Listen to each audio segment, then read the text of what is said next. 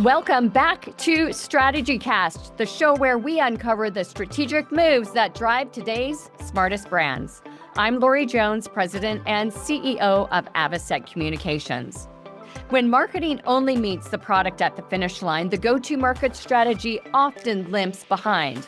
But what if product and marketing moved lockstep from the start? Today's guest, Jill Mueller, is here to show us how smarter collaboration and earlier integration between these two teams can sharpen positioning, shorten launch cycles, and create products customers actually want. We'll kick things off by looking at how her team helps align voices early in the product lifecycle to create better business outcomes.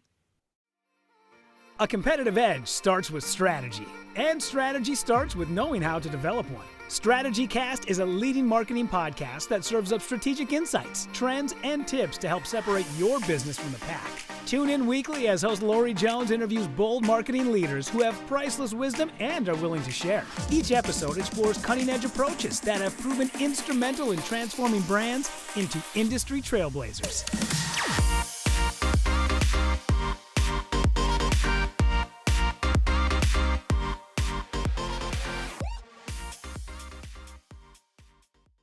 Welcome to the show, Jill.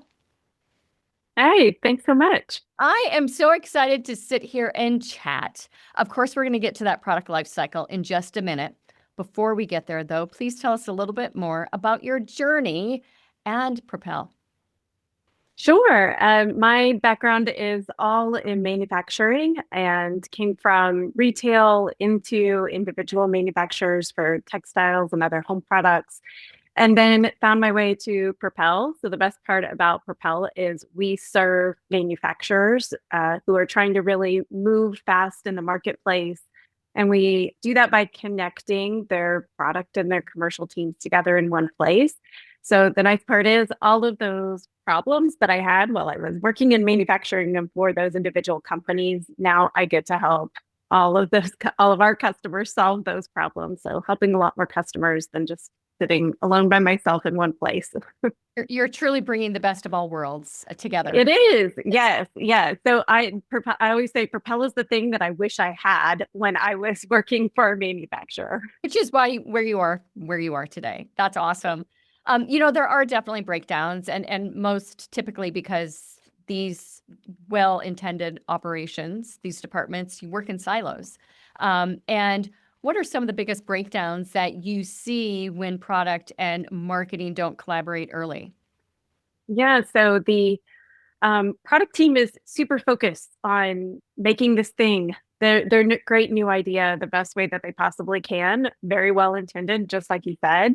But if they're not getting the feedback from those market teams, either from marketing or the sales teams or customers themselves, if they're not having that voice of customer come back into the product, they can be making something that really doesn't have that product market fit that you need to be successful, right?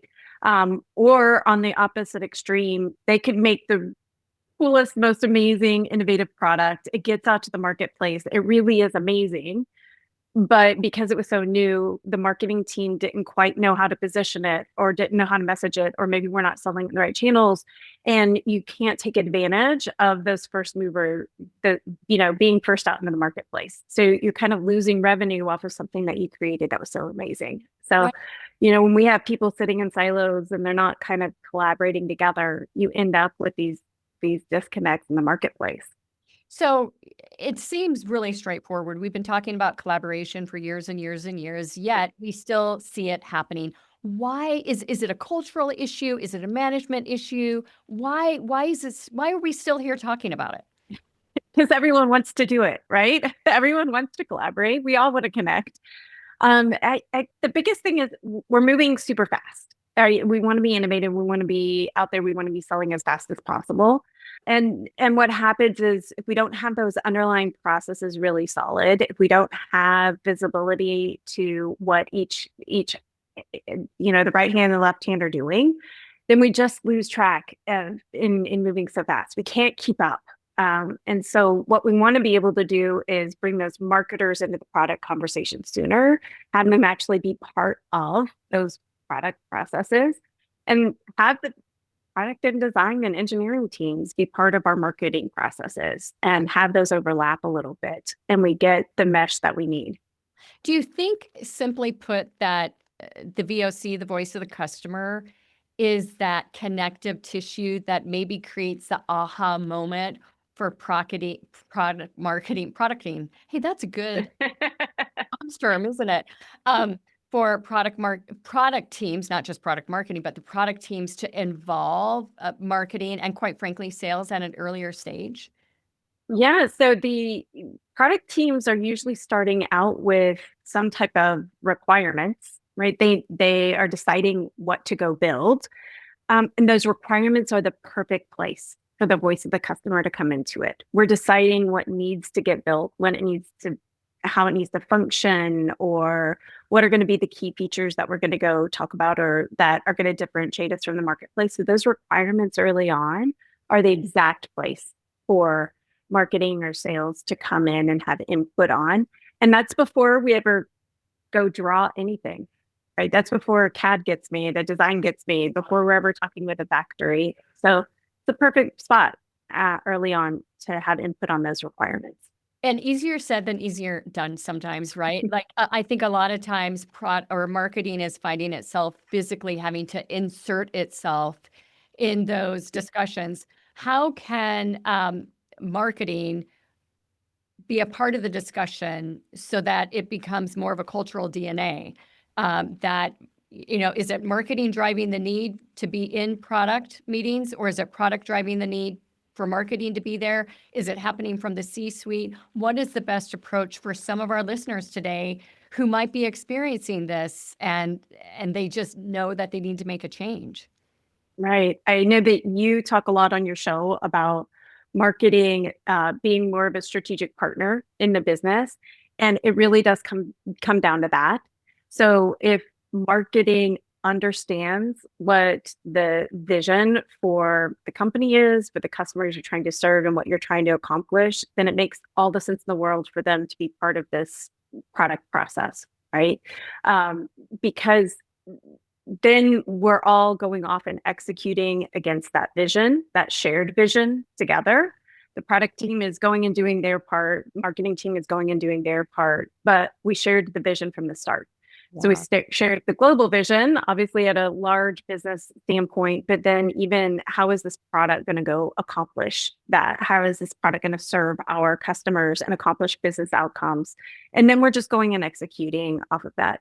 So I think it would be really hard if a marketing person is coming and talking that way with the product team, their sourcing team, their supply chain teams. Maybe you aren't normally involved in those conversations, but you're saying, I want to help with the business outcome. I'm part of this too. Here's what we're all going to go accomplish together. It's really hard to say, no, you don't need to be part of that, right? It brings you back into the fold as a business partner rather than just being the afterthought. It's interesting. Avocet works with a bunch of funded early stage companies. Excuse me. And quite often, everything is led by product development. It could be an R&D situation. And by the time we are hired as an agency, we're really the first foot forward from a marketing standpoint. So product is already done. What advice and what questions should we be asking in those situations? And it could be the first hire as well. So not just an agency, but let's just say it's a first internal hire as well. What advice do you have for those individuals and agencies on how they should interact with and the questions they should be asking the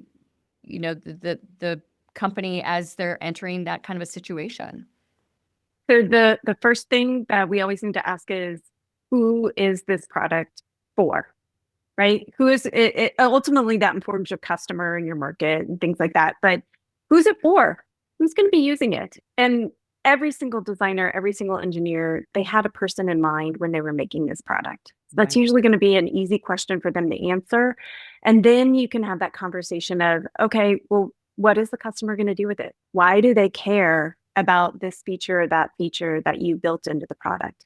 That's going to start to give you some of that feature benefit copy that you're going to eventually need. That's going to start to inform your messaging and eventually Then you say, how is this different than something else in the market? Why is this customer, the person that's going to use, why are they going to buy this versus that?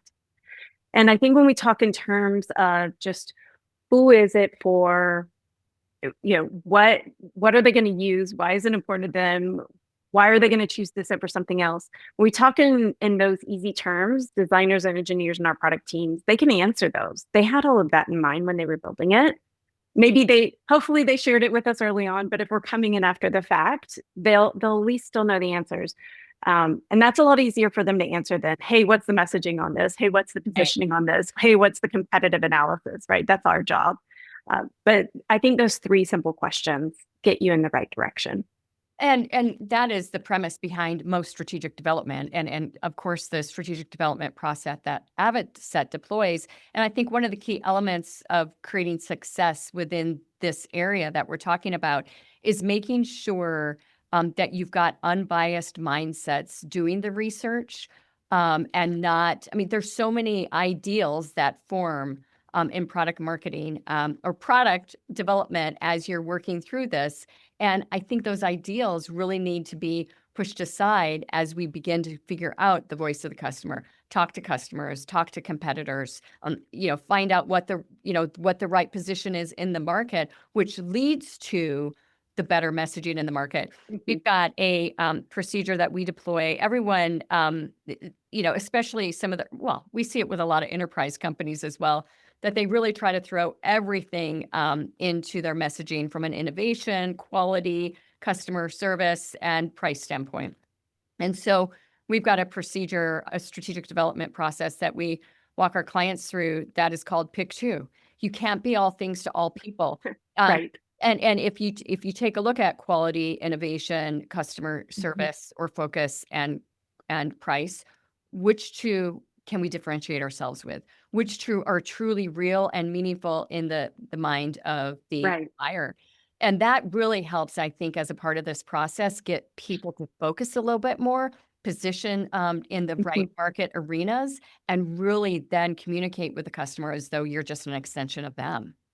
Yes. And I think, and a lot of times the people that were building that product maybe thought about all four of those areas as they were building the product. They actually tried to differentiate on a lot of those different spectrums. And so I think that's why they want all of that to come across in the marketing as well.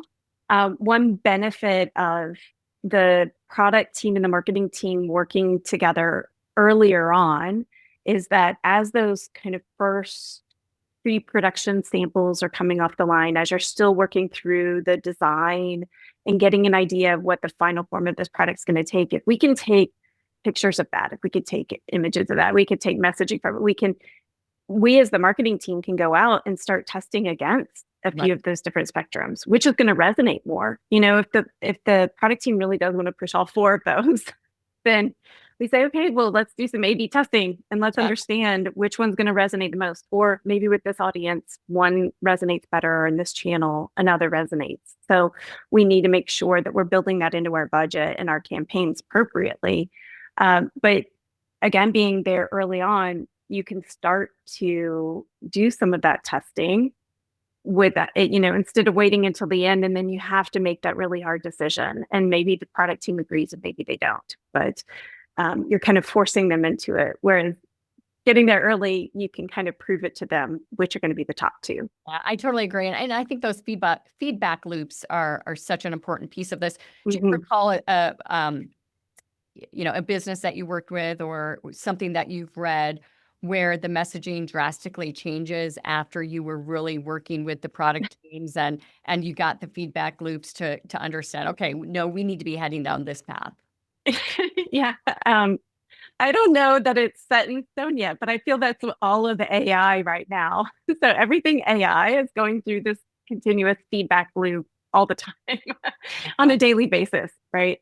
Us as a software company, we personally are living through that of, what is, as the next iteration of AI comes to bear, what is our messaging going to be? What are the packaging and the thresholds and the pricing thresholds going to be? How do we need to talk about it? Who are we talking with? Are we talking with IT leaders? Are we talking with the business leaders? What are they going to understand about it? And And that feedback loop has probably been faster than anyone I've ever seen. Just because that portion of innovation is happening so rapidly. It's interesting. If we're thinking about all these teams, right, and feedback, there's the systems, there's the language, there's the art of translation that is just a part of all of this. It's like parenting 101, right? Except we happen to be at work. And a lot of times there are these challenges of language. What advice do you have for our listeners and viewers today on how they can get ahead of that, or at least get on the same table to understand what, not just what the POV is, but what truly the language is that they live in and work with? I mean, just for instance, the word brand. The word brand for you and I is something totally different than a product development team. Yes. Yeah. So I always talk about we work in very different languages. So a product team, when they're talking about a product, brand is the sewn in label that they have to put onto the t-shirt. That's all brand means to them, right? So if we think about just something as simple as a t-shirt, everyone knows what a t-shirt is, right? We should all be able to talk about it the same way, but a product team, the information that they're gathering and the information that they're sharing, it's really meant to go produce that thing. So they're talking about this t-shirt in terms of the weight of the fabric and the cut and sew on the neckline and how long the hem is and things like that. When we turn around and we want to talk about that t-shirt with our customers, we're not going to say the neck is 5 inches wide, right? We're going to say it's size small. It's children's size small, red, right? So we talk about that exact same product and we talk about it in completely different languages. And we do need that translator that's happening between. So the translator becomes, usually without any system in place, that translator is the product manager or the product marketing person that kind of has one foot in both worlds. Right. But we can, with systems, be able to connect and give that visibility. That's a lot of what Propel is doing, is giving visibility to both sides of the house and giving it to them in the context that makes sense to the job that they are doing. Right. And moving that dialogue into messaging. Yes, we have to start with size small, but comfort, warmth. Is it going to make me cool? Am I making a statement with it? How does it make me feel? All those sort of things are ultimately where marketing steps in and begins to translate, that conversation. Right. And, is it a fitted look? Is it a loose look? What am I comparing this to? How am I going to showcase it when I give those lifestyle images? Right. Yeah, exactly. So have you been involved in developing an internal process to help break down the language barrier that can happen between teams? And what advice do you have for our audience today in really bridging that language gap there?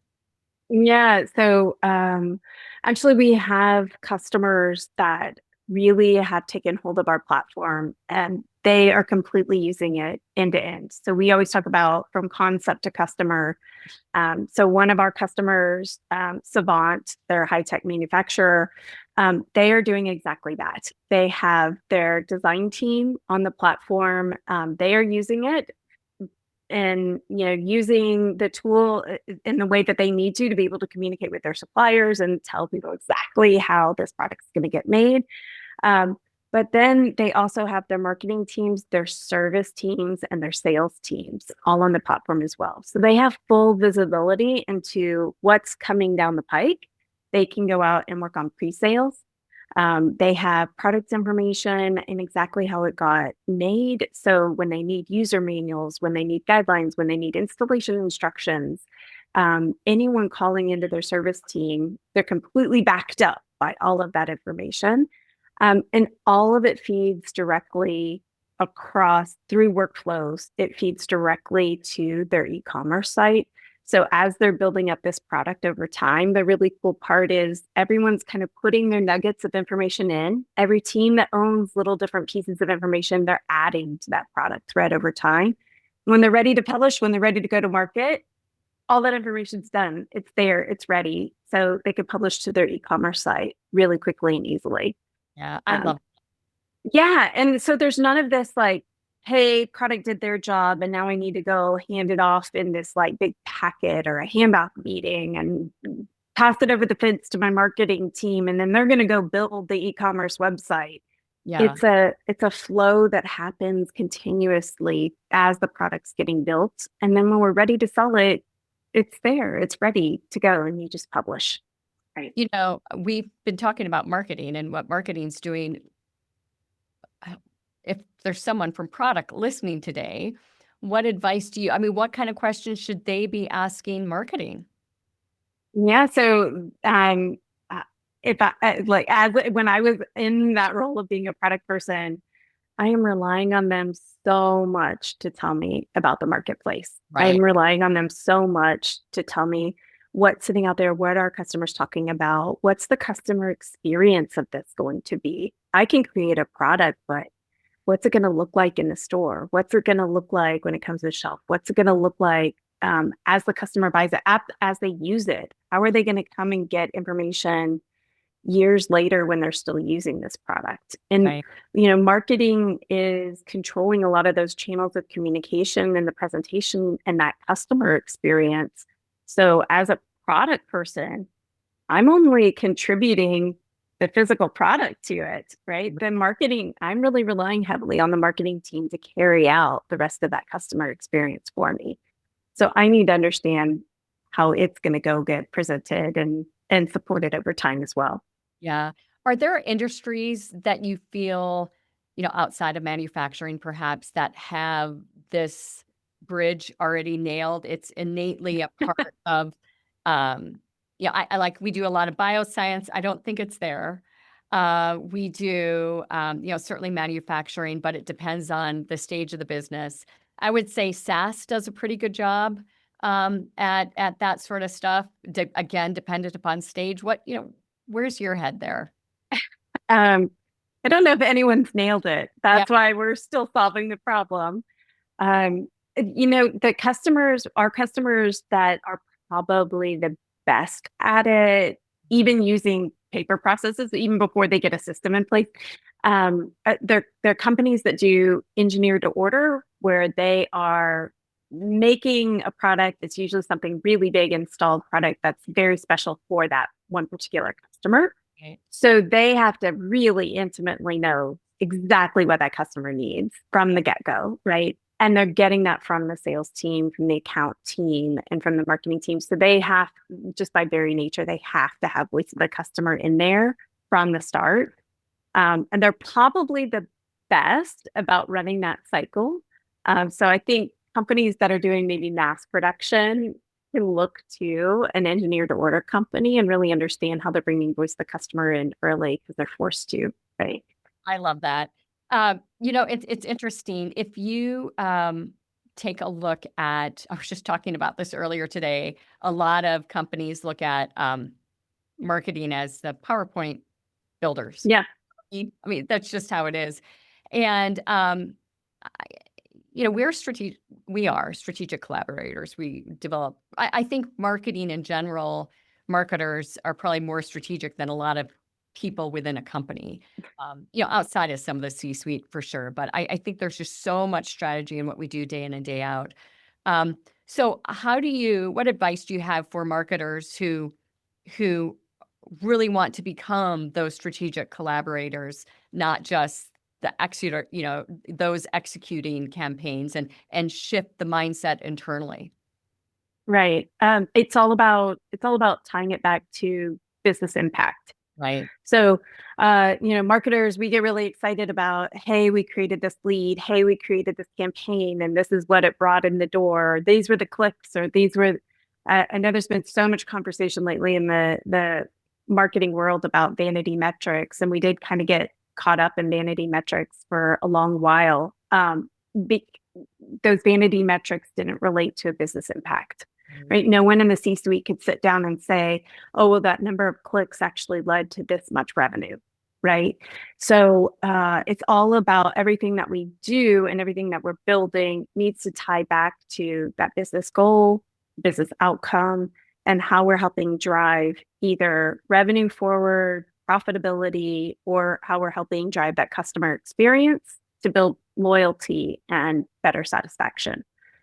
And I talked about Savant earlier. Savant just being this incredibly connected company. What they built in connecting their product story and bringing their product and marketing teams so close knit. They made a business acquisition. They're in everything that they do. Their systems are about kind of controlling your home and all of the environment of your home. So they had entertainment systems on their platform. They had lighting systems on their platform. They made an acquisition of a window coverings business, which is really complex products. It doesn't seem like it would be, but windows and shades are actually pretty complex business. Lots and lots and lots of SKUs, lots of categories, totally different than lighting, right? Wow. By having this underlying system process and everything connected so well, the day they made the acquisition, by end of business that day, all of those SKUs, all of those products were loaded in their Propel system, were on their website, available for sale. Yeah, it is. And when you talk, and it was a massive catalog. And so when you talk about the business impact of a marketer and what they're contributing back, they had no gap between acquiring a company and being able to sell that entirely new catalog the very next day. And that's huge, right? And it wasn't just, I can go sell it. I go transaction.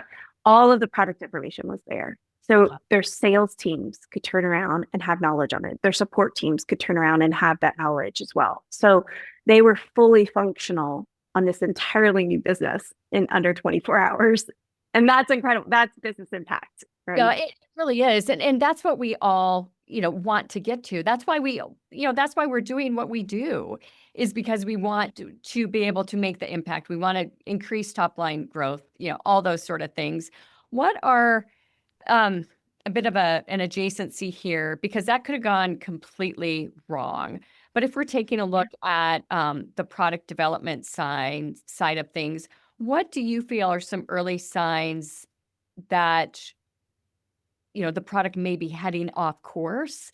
And we talk a lot about end-to-end solutions, a lot of integrations with acquisitions, making sure that there's alignment, like, with those areas out of the chute is very, very important. But still, things can get off course. They definitely can. And I think the things you're looking for are, how many delays are we hitting? We're either hitting delays because we can't source a product properly, maybe because the designs are failing testing, or that, again, back to why we need to be doing messaging testing early on. If something is not resonating with the customers, then is the design right? Did we really think about what the customer's needs were appropriately, and are we solving those appropriately, or is the messaging just off, right? So I think those early signals are, we're either hitting delays in the production side, maybe there's something not right there that we need to adjust, or we're hitting delays from a marketing perspective, and that testing, we're not getting the engagement that we would expect to get when we thought this was the most incredible new, best thing since sliced bread, right? And we're getting crickets back from the marketplace as we do early testing. That's what I would be looking for to know if something's off course. So much great advice here. I want to circle back to something that we talked about early on in our conversation today, and that is really about shortening the sales cycle. So what we've covered is all the top line growth and all those key these key areas where product and marketing can really impact that. But I also think when there's incredible alignment And when you are 100% meeting the need of that customer, that client, your client acquisition goes way up. Yes, top line growth, but it also, the goal is to shorten the sales cycle because that's just going to help with the revenue growth as well, selling to more people more often.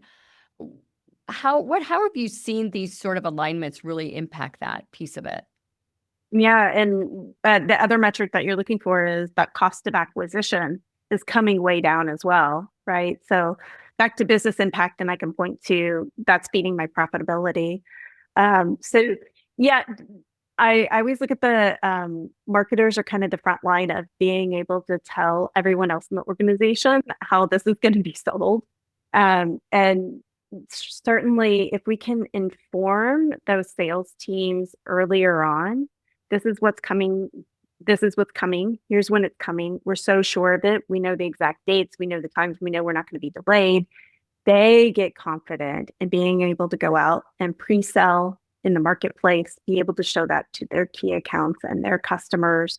They're getting that confidence by having all of that information sitting in front of them, not just because a product, a CPO stood up or a CIO stood up at the, company sales event and said, "Hey, this is coming. Go tell all your customers about it."